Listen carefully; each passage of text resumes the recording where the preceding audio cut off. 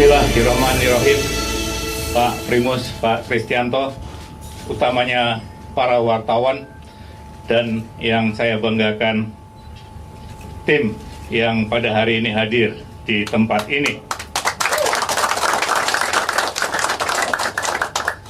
Saya akan membahas beberapa hal yang setelah saya berkunjung di banyak daerah, ada hal-hal yang saya lihat memang perlu masih kita tindak lanjuti di dalam tahun-tahun mendatang.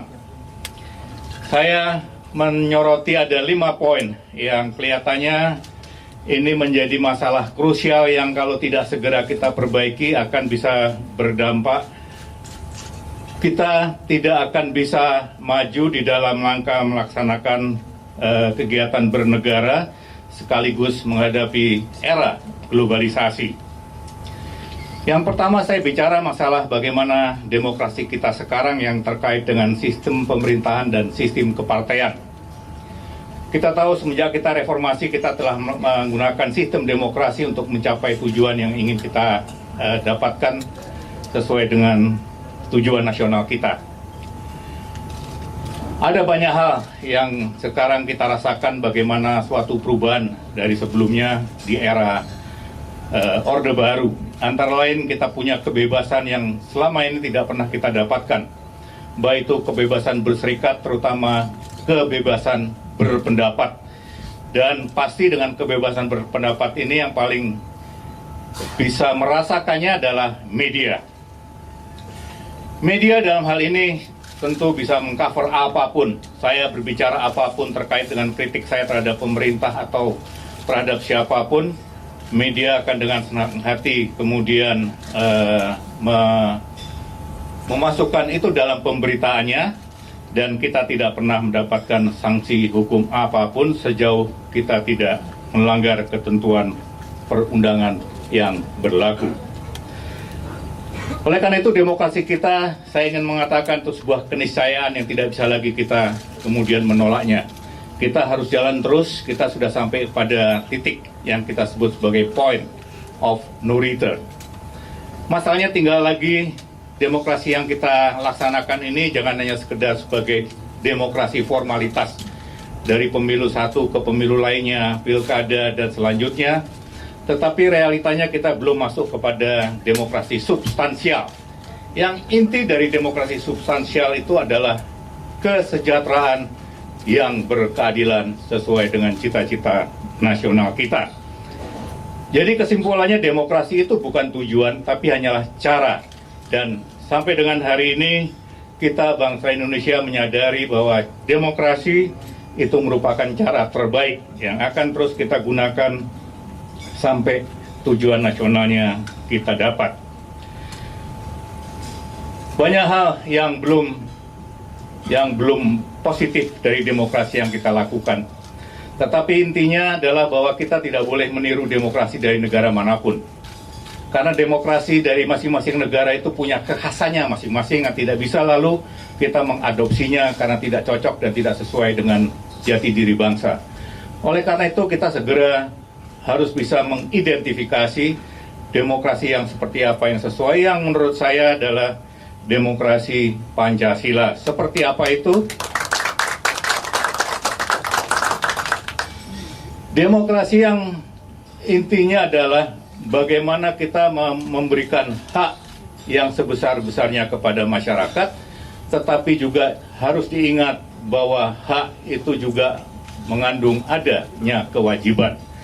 Jadi setiap masyarakat di samping dia berhak menuntut haknya, dia juga wajib untuk melakukan kewajiban serta menghormati hak orang lain. Inti dasar dari dari demokrasi itu adalah kedaulatan ada di tangan rakyat. Karena itu apapun yang menjadi keputusan kita bersama harus dianalisa dari apakah yang kita putuskan itu membawa sebesar-besarnya kemaslahatan bagi masyarakat banyak. Di samping apa yang kita capai, ada beberapa hal yang masih mengecewakan. Antara lain kita bisa lihat, kita sekarang membuat raja-raja kecil di daerah yang bisa berbuat apa saja, termasuk kita baru saja mendapat suatu berita yang tidak mengenakan di mana ada seorang bupati hanya karena tidak mendapatkan tiket untuk yang bersangkutan pulang, lalu memerintahkan bawahannya untuk menutup bandara. Padahal bandara itu bukanlah bandara miliknya, tapi bandara yang digunakan untuk kepentingan masyarakat. Ini salah satu realita bagaimana kita kemudian melihat raja-raja kecil yang tumbuh, termasuk diantaranya kita juga baru saja mengalami ada suatu dinasti yang terbentuk akibat dari sistem demokrasi yang sekarang kita praktekkan. Lalu juga melahirkan kader-kader partai, melahirkan para pimpinan daerah yang ujung-ujungnya pada akhirnya mereka bukan memberikan yang terbaik apa yang dimilikinya kepada masyarakat pemilihnya, tapi lebih banyak mereka memanfaatkan para pemilihnya untuk diri, kelompok, keluarga maupun partainya melalui cara-cara yang korup. Akibatnya banyak pihak yang kemudian merasa frustrasi dengan kondisi demokrasi yang ada. Ini harus kita waspadai. Jangan sampai kita pada titik di mana masyarakat lalu mengatakan rupanya demokrasi tidak membawa pengaruh apapun bagi kesejahteraan kami-kami. Mulai terdengar ada dipasang di mana-mana termasuk di truk dan tempat-tempat umum, enak zamanku toh, begitu. Ya boleh-boleh saja ini merupakan kalau hanya sekedar selingan di tengah-tengah kejenuhan kita. Tetapi jangan sekali-sekali kita berpaling dari demokrasi yang sudah kita putuskan untuk kita gunakan. Oleh karena itu kita harus segera melihat kekurangan dalam demokrasi kita dan kemudian kita harus membenahinya secepat mungkin agar jangan sampai terjadi kejenuhan atas demokrasi karena setelah sekian tahun masyarakat tidak merasakan apapun dari demokrasi itu. Partai politik. Setelah kita reformasi dan mengamandemen 4 kali undang-undang dasar, maka partai politik itu dalam undang-undang dasar disebutkan sebanyak 6 kali. Sementara pada undang-undang dasar yang sebelumnya tidak ada satu kata pun yang ada pada undang-undang dasar itu terkait dengan masalah partai politik. Ini menunjukkan amandemen undang-undang dasar bagaimana menempatkan partai politik pada posisi yang demikian penting. Namun demikian realitanya partai politik yang kemudian diharapkan sebagai mesin penggerak utama dari demokrasi kita masih banyak yang mengecewakan. Beberapa hal yang menyebabkan kemudian partai masyarakat itu jenuh terhadap partai politik. Antara lain etika dan moral. Partai politik dibangun dengan tidak dilandasi oleh sesuatu landasan mental dan moral untuk bagaimana mereka berperan di suatu era demokrasi yang harus mereka sadari partai politik itu betul-betul mesin penggerak utama dari demokrasi. Akibatnya mereka lebih memandang kemenangan itu segala-galanya. Apapun cara yang dilakukan menjadi sah adanya, yang terutama yang mereka tuju adalah kemenangan. Yang kemudian ujung-ujungnya banyak kadernya yang harus terbelit dengan korupsi. Hari demi hari kita disodori oleh berbagai macam tindakan dari para kader politik, apakah yang ada di legislatif ataukah yang ada di eksekutif, di pusat maupun di daerah, yang kemudian harus berhadapan dengan hukum akibat korupsi yang mereka lakukan. Yang kedua, kekuasaan partai atas kader partainya. Ini juga harus mulai kita evaluasi kembali. Kita tahu para calon legislatif ini adalah rakyat yang memilih dengan harapan lalu rakyat agar kemudian wakil-wakilnya ini memperjuangkan kepentingan rakyat. Namun realitanya kalau kemudian ada kader partai yang di legislatif menyuarakan hal yang berbeda karena sejalan dengan konstituennya, tetapi berbeda pendapat dengan partainya, maka yang terjadi anggota legislatif ini di-recall. Apakah memang seperti ini sistem yang akan kita gunakan seterusnya, yang akibatnya para anggota DPR, para anggota legislatif ini lebih mewakili dirinya sebagai wakil partai, ataukah dia mewakili bagi para pemilihnya? Tentu kedua hal ini menjadi berbeda. Yang menurut saya, karena rakyatlah yang menempatkan mereka pada posisi itu, maka seharusnya mereka mewakili rakyat pemilihnya. Kemudian selanjutnya kita masih mengalami masalah peran publik dan politik uang. Hal satu ini saya ingin mengingatkan semua pihak. Untuk kita mau harus bekerja sama menghadapi atau kita harus bekerja sama untuk menghilangkan politik uang ini. Sebab yang terjadi korupsi antara lain akibat dari politik uang yang berlaku. Suara dibeli dengan uang. Kita biasakan rakyat tidak memikirkan apa yang terjadi di 5 tahun ke depan.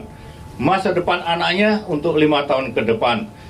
Masa depan keluarganya untuk 5 tahun ke depan hanya sekedar uang yang tidak besar. 50.000 sampai dengan 100.000. Yang hanya bisa dinikmati sehari 2 hari dengan menggadaikan masa depannya 5 tahun. Saya ingin menyampaikan siapapun mereka itu, apakah itu calon presidenkah, ataukah calon anggota legislatif, kalau mereka melakukan itu sesungguhnya mereka menghancurkan bangsa ini. Sekarang yang terjadi, kita lihat. Akibat dari politik uang, sekian banyaknya anggota DPR, sekian banyaknya 309, bahkan sekarang sudah menjadi 310 pimpinan daerah yang harus berhadapan dengan hukum akibat politik uang. Suara dibeli. Akibatnya juga makin banyak. Mereka yang terpilih sebagai wakil rakyat merasa bahwa tugas dan kewajiban dia kepada rakyat pemilihnya sudah selesai. Mengapa sudah selesai? Karena sudah dibayar. Jadi apapun yang saya lakukan itulah hak-hak saya dan saya tidak lagi harus bertanggung jawab kepada pemilih saya. Mengapa saya tidak harus bertanggung jawab kepada pemilih saya? Karena kewajiban saya sudah selesai, karena saya sudah membayar mereka. Ini bahaya dari politik uang. Tolong media, saya ajak di sini bagaimana kita harus memerangi politik uang kalau kita ingin bangsa ini terus maju ke depan, mencapai cita-citanya, kesejahteraan masyarakat yang berkeadilan.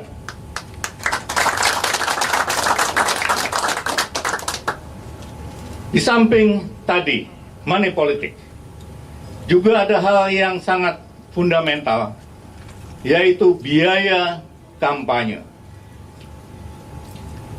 Kalau kita lihat, kebanyakan yang terlibat dalam korupsi adalah mereka-mereka di partai yang terkait dengan tugas untuk mencari dana partainya. Untuk apa mereka mencari dana untuk partainya? Karena partai harus memenangkan pemilu. Untuk memenangkan pemilu, dia perlu kampanye. Untuk bisa kampanye, dia perlu uang.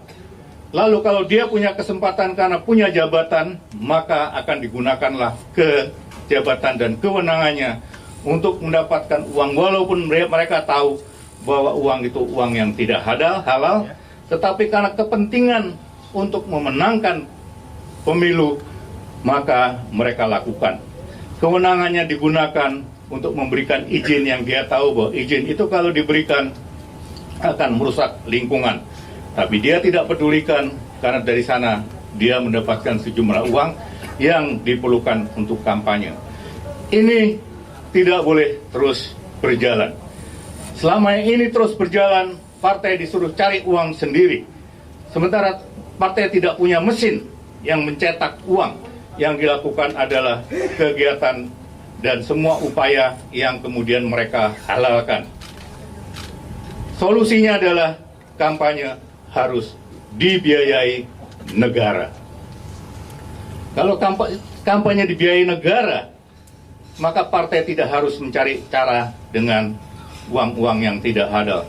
Karena pada dasarnya apa yang dilakukan sekarang, kampanye itu pun menggunakan uang negara tapi dilakukan dengan cara korupsi, dilakukan dengan cara yang tidak benar, merusak lingkungan dan sebagainya. Mengapa kemudian kita tidak legalkan saja bahwa APBN, pada saat APBN itu sebagian dari APBN yang ada diberikan kepada partai, untuk kemudian partai yang mencari tambahan uang dengan cara yang tidak halal, bubarkan.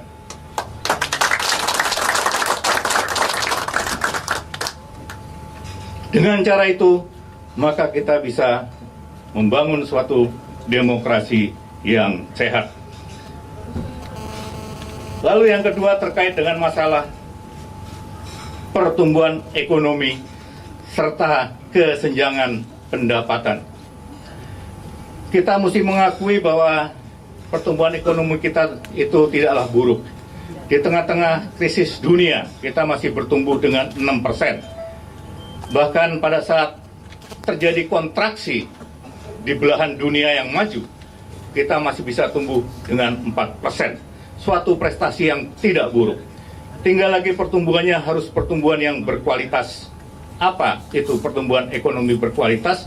Kalau pertumbuhan ekonomi itu bisa membuka lapangan pekerjaan dalam jumlah yang cukup, agar kemudian masyarakat tidak harus mencari pekerjaannya sendiri.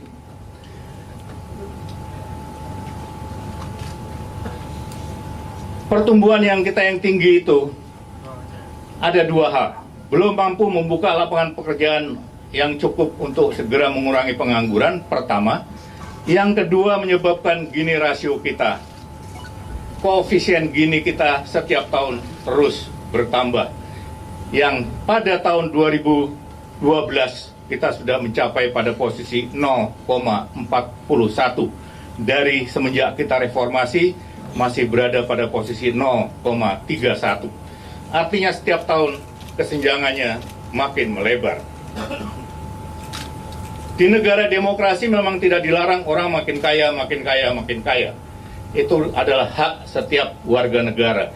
Tetapi kewajiban pemerintah adalah menaikkan agar kemudian mereka-mereka yang masih hidup di bawah garis kemiskinan, pendapatannya bisa meningkat agar kehidupan mereka menjadi lebih baik. Kalau ini yang terjadi, maka koefisien itu bukan dengan mengerem laju pertumbuhan orang-orang yang sudah kaya, tetapi bagaimana ini dengan kecepatan yang cukup mengejar ketertinggalannya. Kalau ini yang terjadi, walaupun ini naik, tapi ini kecepatannya lebih tinggi, maka koefisien Gini itu akan makin sempit dan kita menyelesaikan permasalahan yang sampai dengan hari ini masih sekitar 30 juta rakyat Indonesia yang hidup dengan kurang dari Rp10.000 satu hari. Untuk meningkatkan pertumbuhan, maka mau tidak mau memang ada biayanya. Infrastruktur harus dibangun agar kemudian menarik investasi atau investor dari manapun, apakah itu lokal atau dari luar. Saya sangat menyedihkan atau saya sangat prihatin pada saat mendengar ada pengusaha kita yang kaya raya, yang lalu dengan uang yang kelebihannya ini tidak diinvestasikan di dalam negeri untuk agar kemudian kita bertumbuh menjadi negara industri dan mampu membuka lapangan pekerjaan, tapi dia beli klub sepak bola di luar negeri. Barangkali untuk yang bersangkutan mendatangkan uang dalam jumlah yang besar. Pertanyaan saya, kalau uang itu diinvestasikan di dalam negeri dalam bentuk pembuatan pabrik, yang kemudian pabrik itu menyerap sekian banyaknya tenaga kerja, yang lalu kemudian pabrik itu membuat alat-alat yang bisa kita ekspor, maka barangkali hasilnya untuk bangsa ini akan lebih dapat dirasakan. Tetapi tidak bisa kita salahkan. Orang punya uang, memang dia ingin agar uangnya bertambah. Itu sesuatu yang sangat wajar. Pertanyaannya, mengapa sampai itu terjadi? Barangkali karena iklim investasi kita tidak memberikan daya tarik kepada mereka untuk melakukan investasi di dalam negeri. Inilah yang perlu kemudian kita perbaiki agar jangan sampai pengusaha kita justru berinvestasi di luar, tapi kita mampu menarik investor luar agar menanamkan modalnya di dalam negeri. Kemudian petani kita sekarang mengimpor dalam jumlah besar pangan, produk-produk pertanian. Kalau saya komplain terkait dengan ini dan kita negara yang berada di daerah gurun, barangkali orang bisa mengatakan, ini sih omong kosong aja. Karena membual bagaimana kita bisa memproduksi pangan di tengah-tengah tanah yang terdiri dari gurun. Tidak. Kita berada di suatu tempat yang orang mengatakan tongkat sekalipun kalau kita tancapkan, dia akan tumbuh menjadi pohon. Maka menjadi tidak wajar kalau kemudian kita harus impor produk-produk pertanian. Oleh karena itu, pertanian harus menjadi fokus utama. Terlebih karena para petani kita termasuk bagian dari kelompok yang tadi hidup kurang dari Rp10.000 satu hari. Kalau kita mau perbaiki sistem pertanian kita, ada 2 poin yang kita dapatkan. Kita punya ketahanan pangan dan tidak harus tergantung dengan luar. Yang kedua, kita membantu mengangkat kehidupan para petani kita yang sesungguhnya mereka itu adalah pahlawan yang sesungguhnya. Kita ada di sini karena kita pagi sarapan, makan siang, dan makan sore. Kalau kita 3 hari saja nggak makan, barangkali adik-adik atau bapak-bapak tidak bisa lagi duduk di sini. Maka ini harus menjadi perhatian utama bagaimana kita meningkatkan petani kita agar kemudian mampu memproduksi pangan sekaligus mengangkat mereka dari lembah kemiskinan. Pemanfaatan dana desa, saya cukup senang mendengar bahwa segera akan diberlakukan dana ke desa-desa dalam jumlah sekitar 1 miliar. Menurut saya ini sesuatu yang sangat menolong karena kita melihat bagaimana kehidupan desa memang memerlukan adanya bantuan dan dukungan. Tetapi yang paling penting dari semua itu di samping adanya kucuran dana adalah bagaimana kita meyakini bahwa dana itu sampai kepada tujuan yang dimaksud. Dan tujuan yang dimaksud hanya bisa tercapai kalau kita punya sistem dengan pengawasan yang cukup bagus. Jangan lagi menambah penjara-penjara kita dengan mereka-mereka yang seharusnya bisa tertolong untuk tidak dipenjarakan kalau sistem kita bagus untuk bisa mengawasinya. Kalau mereka hanya sekedar korupsi 1 juta, 2 juta karena memang kebetulan kesempatannya ada, lantas mereka harus masuk penjara, rasanya kita menjadi berdosa. Kalau yang miliaran yang dikorupsi, harus kita hukum seberat-beratnya. Karena itu pengawasannya harus segera sistemnya kita bangun agar kemudian uang itu betul-betul bermanfaat sesuai dengan kebutuhan desanya masing-masing. Kemudian mengangkat usaha UMKM. Di antara tim yang ada sekarang di sini, mereka adalah orang-orang yang sudah berjasa untuk bagaimana membuka lapangan pekerjaannya untuk diri mereka sendiri, termasuk juga bagi orang lain. Dan ini rata-rata mereka berada pada UMKM. Mereka adalah pedagang-pedagang kaki lima yang bergerak di sektor informal. Yang ini harus kita dukung agar kemudian tidak atau mereka akan mengurangi jumlah pengangguran sekaligus menghidupi ekonomi rakyat.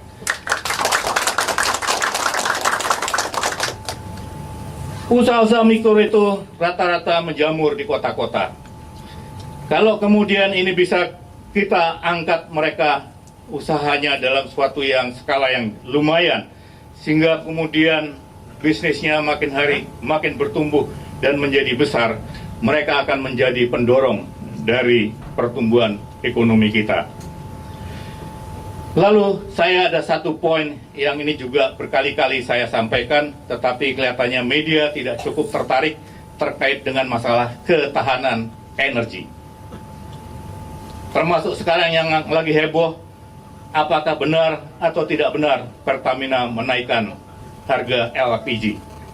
Begini, kita itu punya gas, punya batu bara, punya panas bumi, punya matahari yang bisa kita andalkan untuk mencukupi kebutuhan energi kita. Kita tidak perlu lagi harus tergantung dengan bahan bakar minyak yang semula memang kita memiliki cadangan yang cukup besar, produksi yang melimpah sehingga bisa kita ekspor, sekarang sudah mulai defisit. Tetapi anehnya kita tidak pernah beranjak untuk tetap tergantung dengan BBM. PLN pembangkit listrik kita masih menggunakan solar. Listrik kita ini sekarang meminum solar dalam jumlah yang sangat besar. Transportasi kita hanya Transjakarta yang menggunakan gas. Yang saya tidak paham kemudian ini tidak ditindaklanjuti agar suatu saat yang kalau kita serius barangkali dalam waktu 3-4 tahun ke depan kita sudah bisa mengatakan goodbye kepada bahan bakar minyak. Kita tidak perlukan lagi itu bahan bakar minyak. Segera kita konversikan semua pembangkit listrik kita dengan batu bara, dengan gas. Kita bangun yang pembangkit listrik baru yang tidak menggunakan BBM. Kita punya cadangan geotermal panas bumi yang mampu menggenerate 27.000 megawatt listrik yang sampai dengan hari ini baru beberapa persen saja yang kita manfaatkan. Batu bara kita ekspor dengan harga yang sangat murah.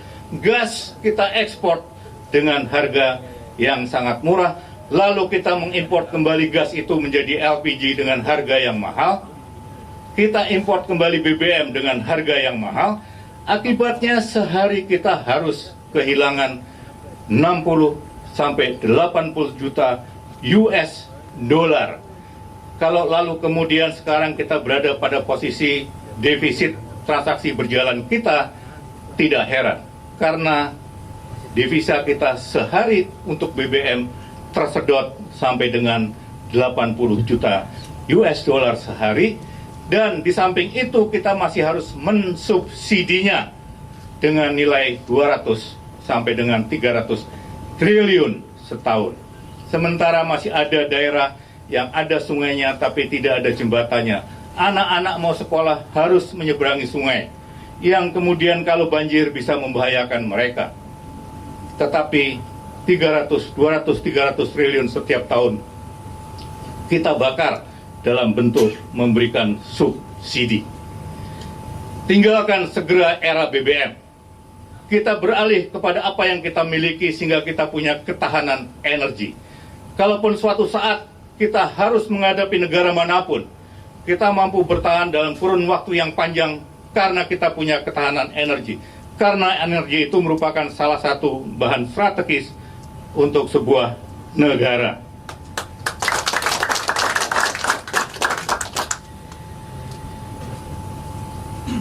Kemudian saya lari poin yang selanjutnya, penegakan hukum dan pemberantasan korupsi.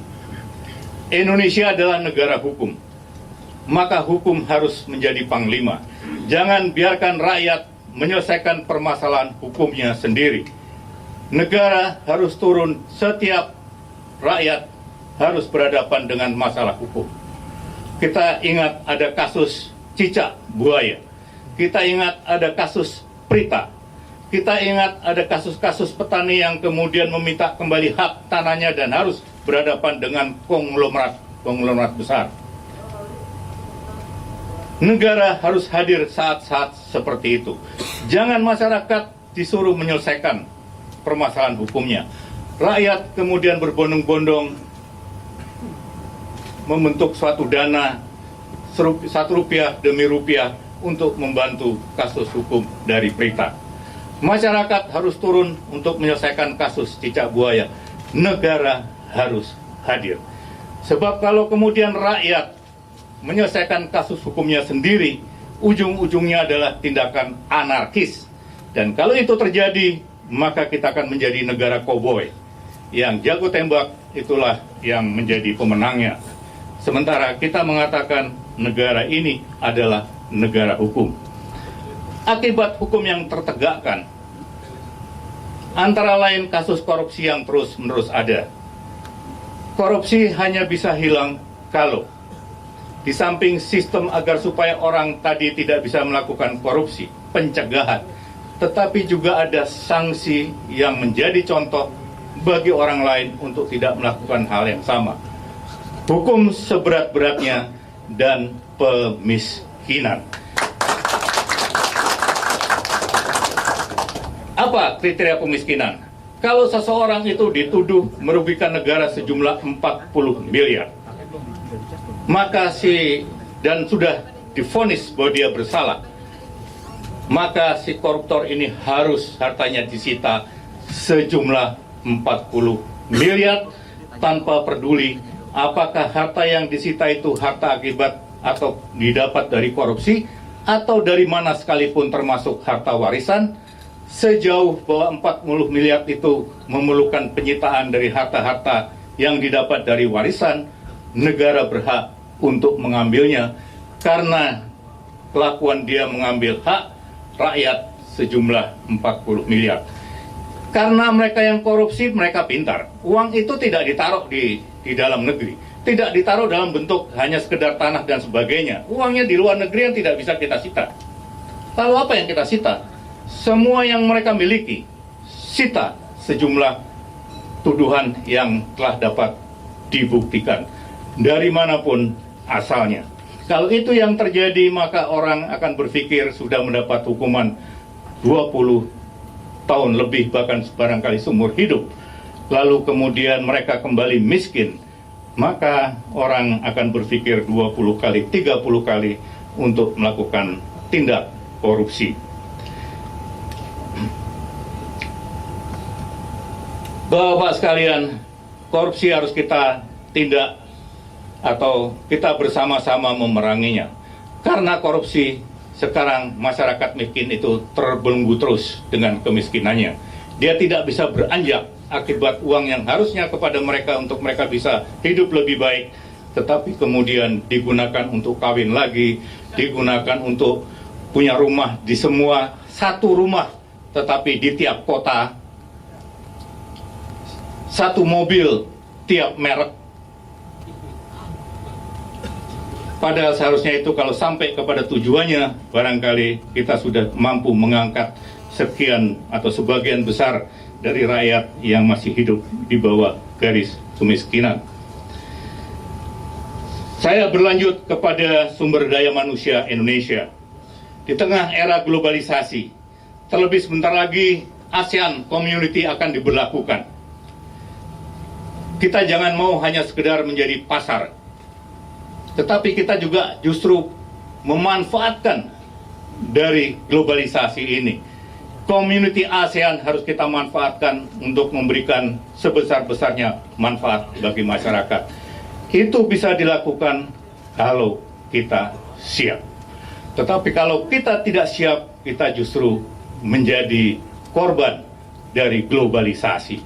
Pilihannya ada pada kita. Apakah kita ingin memanfaatkan ataukah kita akan dimanfaatkan orang. Sementara globalisasi sendiri tidak bisa kita hindari. Karena itu paling utama adalah bagaimana menyiapkan sumber daya manusia Indonesia.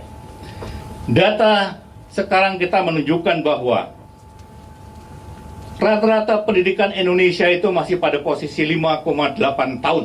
Artinya lulus SD pun belum, rata-rata pendidikan. Sementara kita dengan gagah perkasa mengatakan sekarang kita bisa mencanangkan wajib belajar 12 tahun. Kewajiban belajar itu bukan sekedar slogan, tapi kewajiban belajar itu harus diimplementasikan. Dan itu mengandung konsekuensi-konsekuensi yang banyak. Ingat zaman Pak Harto, waktu diberlakukan wajib belajar 6 tahun, segera dibangun SD-SD infres di mana-mana. Guru-guru dicetak lalu disebarkan ke daerah-daerah terpencil agar kemudian kewajiban belajar itu bisa dilaksanakan. Sementara kita sekarang berani mendeklarasikan bahwa kita mencanangkan wajib belajar 12 tahun, tetapi realitanya saya aktif bersama Anies Baswedan di Gerakan Indonesia Mengajar. Kita kirimkan pengajar-pengajar muda daerah-daerah terpencil. Masih banyak sekali anak-anak usia sekolah yang tidak bersekolah. Lalu apa makna dari kewajiban belajar ini? Sementara kita tahu hanya dengan pendidikan yang baiklah sumber daya manusia Indonesia itu akan unggul dan mampu bersaing di negara-negara lainnya. Lalu selanjutnya SMK untuk menghadapi ASEAN Community, agar kemudian kita tidak hanya sekedar menjadi pasar, sumber daya manusia kita siap untuk bersaing dengan mereka menjadi pegawai-pegawai bukan hanya di dalam negeri, termasuk di luar negeri. SMK harus kita tingkatkan, perbanyak SMK-SMK, agar kemudian lulusan SMK ini bisa segera bekerja dengan kualitas yang cukup memadai. Dan dengan kualitas sumber daya manusia yang cukup itu, lalu mereka berhak untuk mendapatkan pendapatan yang juga memadai. Oleh karena itu, tinggalkan era buruh murah. Bukan berarti kemudian tanpa kualitas mereka pendapatannya ditingkatkan, tetapi kualitasnya dulu dinaikkan, lalu pendapatannya kita naikkan, agar kemudian kita juga mampu bersaing dengan buruh-buruh dari negara lain. Bapak dan Ibu-Ibu sekalian, itu poin-poin yang ingin saya kemukakan pada kesempatan ini. Hasil dari pantauan saya dan mendengarkan suara rakyat. Kita tidak boleh tuli dan tidak boleh buta. Kita harus dengarkan apapun, sekecil apapun keluhan rakyat. Dan kita lihat dengan mata kita sendiri. Dari sana lalu kita nilai apakah memang ini perlu kita perbaiki. Lalu kita cari solusinya dan mari kita perbaiki bersama. Bohong kalau kita ingin memperbaiki tanpa kita membuka mata dan membuka telinga kita. Kita tidak mau mendengarkan apa keluhan rakyat dan kita tidak mau melihat apa sebetulnya yang mereka rasakan.